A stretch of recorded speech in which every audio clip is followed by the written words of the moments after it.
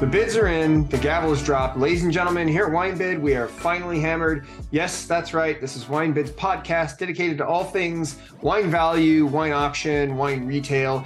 And with you as always, I am Jeff McGurn, one of our marketing folks here at WineBid. And of course, with me is Paul Walker, our wine auction and wine expert. Welcome, Paul, to this week's wine auction recap. Let's dive right into it. Let's talk about, what we saw the most bids on this last week's auction. Coming in at the top, we had some Burgundy. We had a Darviot, Perrin, Chassagne-Montrachet. We had a Domaine de la Vougerie, Nuit Saint-Georges. Both of them with 11 bids. One of them went from 40 to 50, just under 50.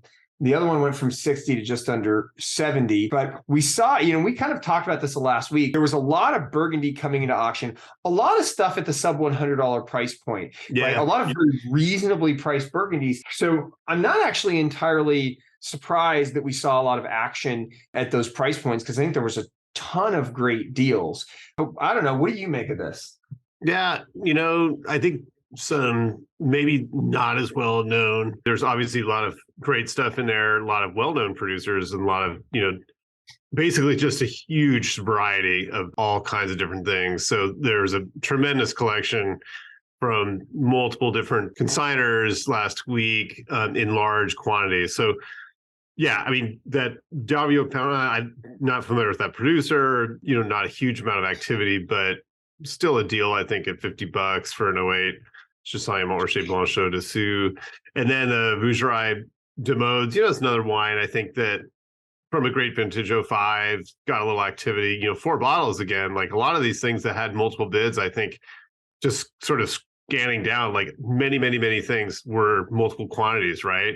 Like even the next one's pretty wild. The Ipalieri, the Rogna Barbaresco Montefico, which started at 65 and pretty much doubled in price. 120 it hammered at. We had 3 of them. Right. So you see like a lot of activity on multiple bottle lots, which is pretty interesting because you don't tend to see that kind of action, right? It's usually single bottles. And so this time there was so much in at once that it was fun to watch. Like, again, just underneath that Piedmont, that Vin Jaune we talked about, because there were all kinds of different Vin Jaunes in last week, and I'm pretty sure all of them sold. Well, that, just in case like 375 or 500 milliliters is too little and 750 is too much, we've got this nice 620 milliliter bottle of Vin Jaune for you. Because, there's something about it that, like, because it's always in that bottle size. So there's something, maybe it's traditional, maybe it's a legal issue. I don't know. But yeah, all the Vin Jaune that was in last week sold. So a lot of interest in that for sure. And cool. I mean, it's rare, and Piedmont is a big deal in the Jura. So that was fun to see. The 11 Les Matinee Arbois Chardonnay, this one, 10 bids, all 5 sold, started at 30, hammered at 35. You had, 3 bottles of the Alex Gambal Vosne Romani, which, we had 3 of those sell, started at 30. I mean, 30 is pretty darn low for that wine. It's an interesting, actually, American producer in Burgundy, and don't see that stuff very much at all. I don't even know the last time this was in auction. I don't think we've ever sold the 12 old vines from Vosne Romani. So, I mean, $30 is pretty cheap to me to start with. But even then, hammered at $52, $53 a piece, like not bad. Yeah. We had the 2016 Jean-François Ganavat Côte de Jura. Every single week we talk about hammers, new wines, or hammers for Ganavat wines. Every single week, Paul's like, we never see this. It's so rare. And then every single week it comes into auction. Well, I think I was doing a little bit of reading about Ganavat, and like apparently there's something like 35 to 50 different cuvées, depending on the vintage. So there are many, many, many different labels, and you can imagine many, many vintages. So I guess chances are we're going to see one every week. Mile wide and an inch deep. That's your Ganavat lineup. But we always talk about them too in the recap because they always get crazily bid up. And we don't have history on any individual. I mean, I'm sure we've sold some of the, let's just say, higher production or better known wines probably multiple times, but stuff like this, I think it was never in before. And so it's kind of hard to see, there's not a lot of external auction data on these wines either. We're probably one of the few auction houses that sees these things on a regular basis. And so, yeah, it's always, I mean, it's always interesting. It kind of makes me want to jump on a flight to Jura, go to the Ganava winery, and just be like, I'll buy everything. Just don't send it to the States, sell it all to me, and then I'll sell it, because clearly there's a lot more interest than there seems to be of that wine to go around, because everybody seems to be interested in Ganava. Yeah. Right. We had 2012 Chateau Le Puy Cuvée Emilion. This one, 9 bids. We had 5 of them, started at 30, went up to about $38. Yeah, this is funny because this producer, right, is like Chateau Le Puy is the flagship, if you will. So I don't know if this is considered a second label, the Emilia, or not, but it's like hardly ever in auction, right? It's again one of those things where it's like, no, we'd never ever see this. And this particular wine, the 12 Cuvée Emilion, only was ever in auction in 2020. Looks like 4 different times. Each bottle sold for $30. And then it was an auction one time in 2020 with one bottle. 4 different lots. Yeah, it was 4 different lots in 2020. Right. And so it's weird because then all of a sudden last week there's this whole collection of the wine, and I think I'm kind of wanting to just sort of check out some of the other wines too, because suddenly there's just been. I think we mentioned this last week, except it was a different collection, that there was some of the Chateau Le Puy. That was one of my Bordeaux picks that came in, and all of a sudden, and this last week, there's like a proliferation of this stuff. So, I never would have expected You never see that. It's kind of like I have the ability to make it rain by washing my car, right? Like whenever I wash my car, the very next, like randomly, there's going to be some freak storm that screws up all of my hard work, right? You have the same effect with wine. When the minute you say we never see this, there's going to be an embarrassment of it coming in auction. By the way, we talked about the 2014 Giacomo Canterno Verde Asti. This one, we had 6 of them. Again, we're talking about ones where we had a bunch of them, six of them. We had 9 bids taken from 55 to 64. A lot of action on this wine. I mean, famous producer. And so to be able to, secure Barbera from this producer, and it's also designated, it's Vigna Francia, so I don't know if it's from a single source, but it's not just, he didn't just put his name and grow some Barbera and say, okay, I can sell it for a bunch of money. So it's pretty hard to find, Giacomo Canterno wines at all for under $100, especially. So I'm not surprised there was a lot of action on that. And it's got 9 years of age. It's probably drinking really well. Yeah, but it's great. And, it's another thing that we've, I think, only seen twice in the past. Yeah, only twice in 18 and 17. I mean, it hasn't been released for that long, but still in the last, I don't know how many years, 6-7 years, you've only seen it a couple of times. So we had a non-vintage Pertois Morset Rosé. I think I mentioned this because it was pretty inexpensive, right? And half case of that also, but again, didn't go up that bad. $42. That's a pretty good deal. Not at all. We had a 2016 Domaine de Tali Olu Montclou. Anyway, Solois Remous Sec. This one, 8 bids, took 6 of them from 20 to 24. Again, just over and over again. But this one I thought was interesting. A Domaine de la Vougerie Mazoyer. Yeah, Mazoyer. That's what I was going to say.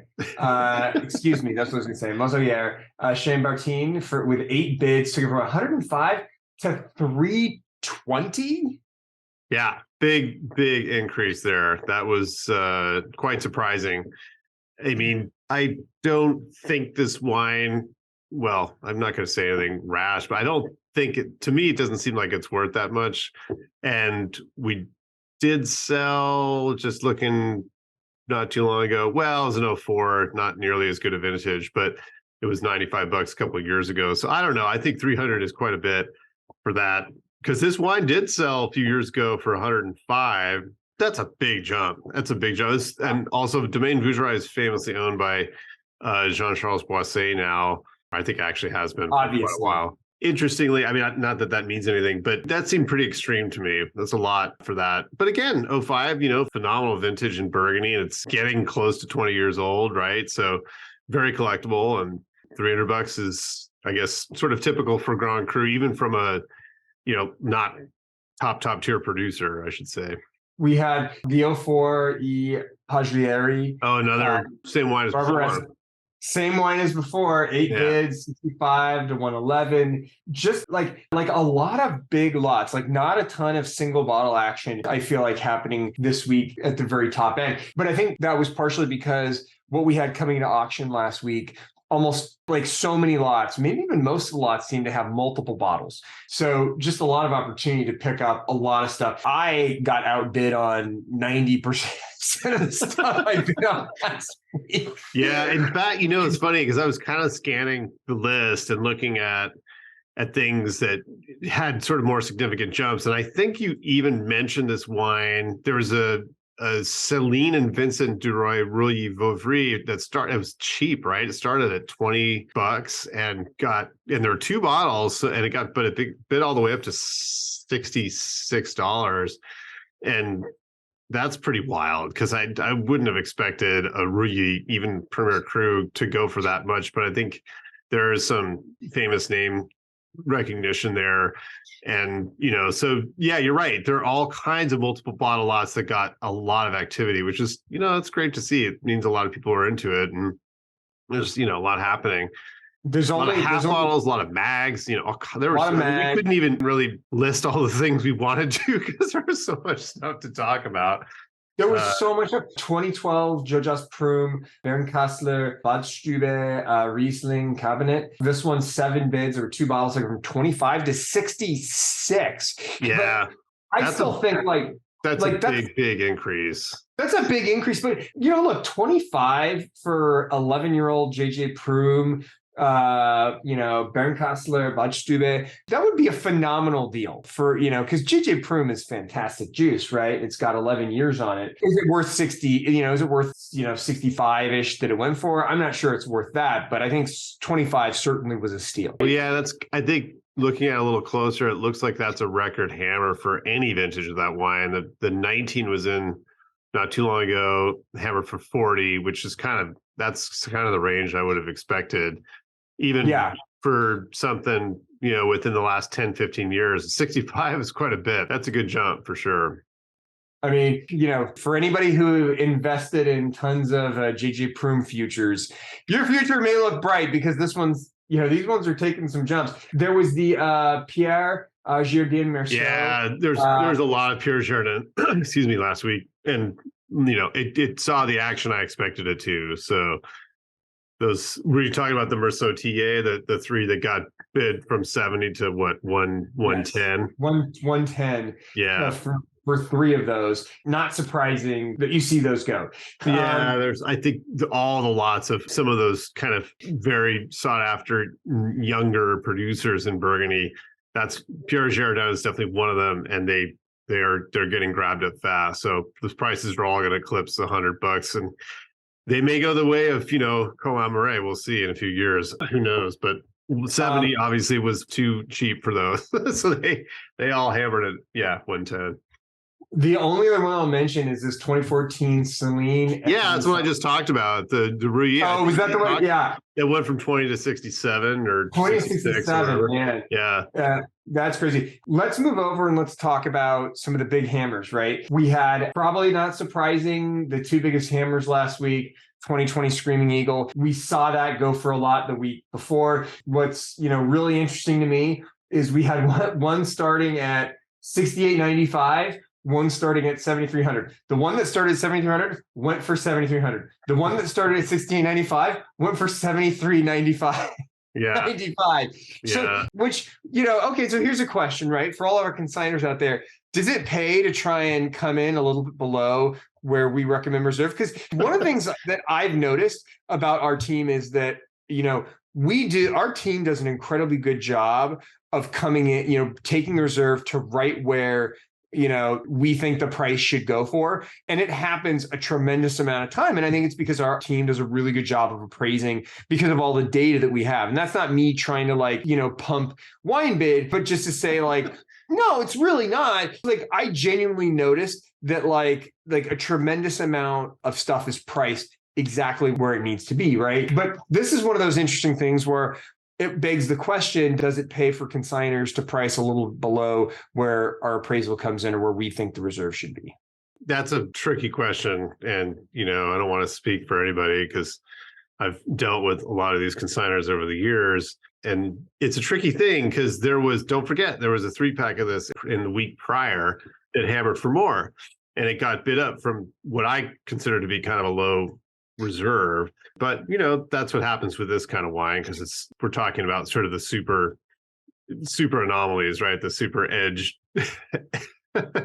examples, extreme examples. And I think the first time it's out, it gets a lot of attention, but then, there can be a lull. I mean, right now, right? Might as well mention there's 4 different lots of it in the current auction with no bids right now at $75.60, and they're all the same price. So, they'll probably all kind of hammer somewhere in that range, but that's a tricky one. It's very, very tricky to determine how those are going to go. We had a 99 W. Conti Latache that sold for $6,500. But I thought the really interesting one was this 07 Domaine Rhône Bienviews Batard Montrachet 3-liter, which started at $26.20 with 3 bids, took it to $6,000. First of all, I just want to say thank you for such a generous birthday gift. I got you the Montrachet too, didn't you realize? I got you the 6-liter Montrachet.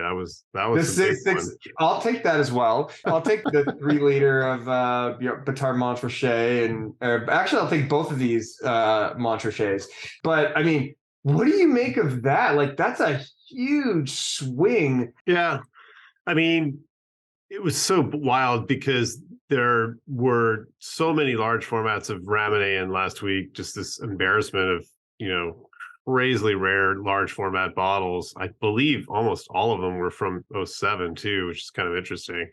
I think there's a couple left actually in this week. But yeah, it's a question of rarity in that format.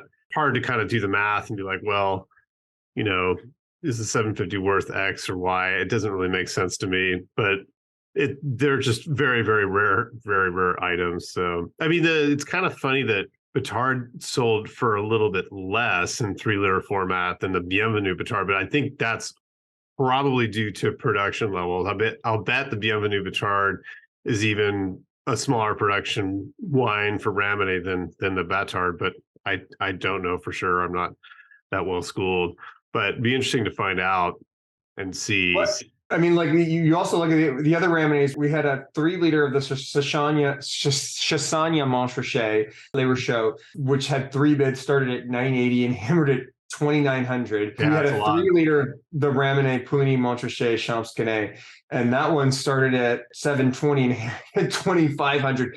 So the Ramonet large formats, very rare, and what I think you're seeing people come in to grab them up because it's not like we're going to see these every week. Although now that we say that, they'll probably come in every single week. We'll have 3 liters. Really, you really doubt that? I really doubt it. Yeah, unless someone just keeps selling them over and over again. But no, we had a 05 6-bottle lot OWC of Aubryon, which sold for $49.75.